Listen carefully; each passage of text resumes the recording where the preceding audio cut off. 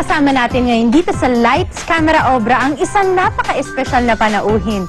Isa siyang Darna, Super Inday at marami pang iba. Walang iba kundi ang natatanging pinakamatalik kong kaibigan, Miss Marian Rivera. Yay! Hello mga bata! Ayan. Mga bata, naku, napakalaking sorpresa na ito para sa ating Pasko. Naku, Ate Marian, thank you very much sa pagpunta mo dito sa Art Angel Tambayan. Oo naman. At marami tayong gagawin ngayon para sa kanila. Tama, meron tayong gagawin na obra. Isang Belen na gawa sa clay. At eto lang ang mga kailangan nyo. Clay at illustration board. Yun lang? Naman!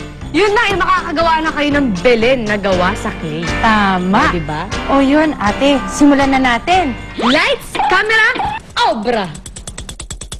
Siyempre, ang unang step ang gagawin natin ay yung clay imamasa natin. Bakit natin kailangan imasa? Para lumambot ito at madali nating ihugis sa anumang gustuhin natin na gawin. Kaya pursige ito. Ayan, challenge ito. Saan ba tayo nakakabili ng clay? Sa akin, mura lang. Joke lang. Siyempre, ikaw, saan ka bibili? Sa mga supplies, bookstores, yan. Pwede kayo bumili dyan. Siyempre, Charlie, ang una natin gagawin ay ulo. Ayan. Gagawin natin yung ulo, pero yung gagamitin natin kulay ay orange. Kaya ito. Kahel. Yan. Ayan. Ang next step natin, ihuhugis natin ang clay na kulay purple at blue na parang baso na nakataob. Yan. Parang Gawin ganito natin. ba yan, Ate Ann? Yan, ang galing. Woo! Nagawa na natin ang mga baso na nakabaliktad. Meron kang asul, meron akong lila. At yung ginawa natin kanina na bilog, ipapatong lang natin dito. Yan. Na magsisilbing ulo at katawan. O game. Pagkatapos niyan, Ate Marian, gusto ko na gumawa ng disenyo sa kanilang mga damit at pwede rin tayo gumawa ng buhok nila. kayo nang bahala kung anong gusto nyo disenyo na pwede nyo gawin. Pwede nyo lagyan ng mga flowers o kaya heart. Tama. Diba? Tingnan mo to ha, ilalagay ko lang ito sa... Gumawa si Ate Marian ng lining ng ating Mama Mary. O, diba Mama Mary ang mukha? Ganun ulit mga bata. Imamasa uli natin. At nakita nyo, di ba, gumawa na ako ng buhok, pero hindi pa tapos yan. Bilang siya si Mama Mary, lalagyan natin siya ng belong puti. Tamang-tama sa Pasko.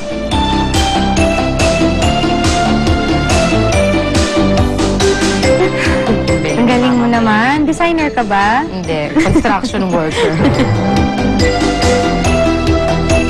Ngayon, ang gagawin ko, yung mata na.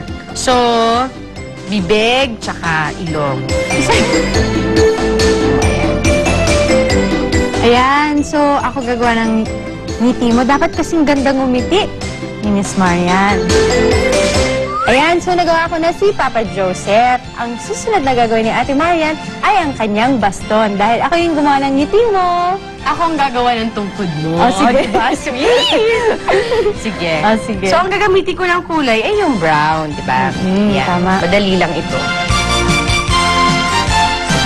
Ayan, ang galing ha.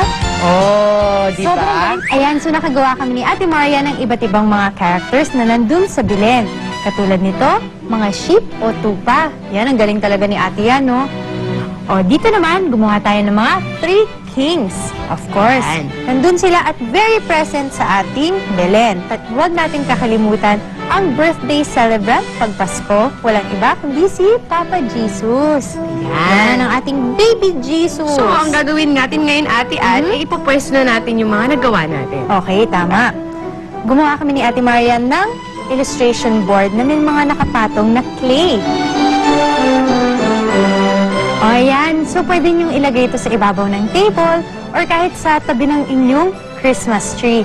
Basta ang importante, hindi ito madaganan dahil sayang naman ang obrang ginawa ninyo. Simple lang gawin, hindi ba? Kaya naku, nung pang hinihintay niyo mga bata, gawin niyo na ito ora mismo at I'm sure mas maganda pa rito ang magagawa niyo. Yay! Halika na. Tara. Teka lang. Bes, parang may kulang eh. Bes, parang may ginagawa ka kanina. Hindi iba yun. Parang kulang eh. Kulang Anong kulang? tala. Naks!